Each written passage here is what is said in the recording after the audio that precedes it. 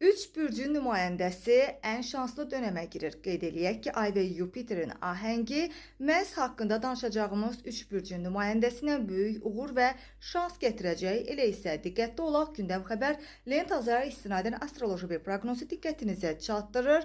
Belə ki, ilk sırada Qoç bürcü yer alır.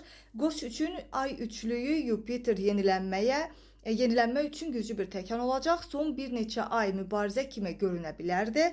Lakin artıq 23 oktyabrdan sonra hər şeyin həyatında buna dəyər olduğunu başa düşəcəksiniz. Artıq belə bir dönəmə girmisiniz və siz hər məyusluqdan dərs alıb, indi onu tətbiq eləməyə hazır olacağınız bir gücə gəlmisiniz. Bunu özünüzdə tapmağınız kifayət eləyir. İçinizdə fırtına tüğyan eləyir. Nəhayət ki, bu səngimə dönəminə girmiş olacaq və bu sizin mümkünsüz dediyiniz şeylərin mümkünə doğru getdiyini fərqinə varacaqsınız. Şübhə və qorxu olmadan hərəkət eləməyin isə tam vaxtı olduğu deyirlər sevgili qoçlarla bağlı.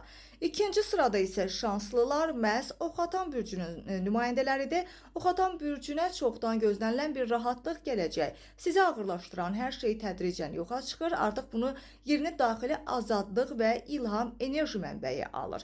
Bu baxımdan enerjinizi, nikbinliyinizi və canlı həyat yaşamaq istəyinizin geri qayıdacağının fərqinə varacaqsınız və qeyd eləyək ki, talih sizə səbir və özünə inamın düzgün seçim olduğuna göstərib.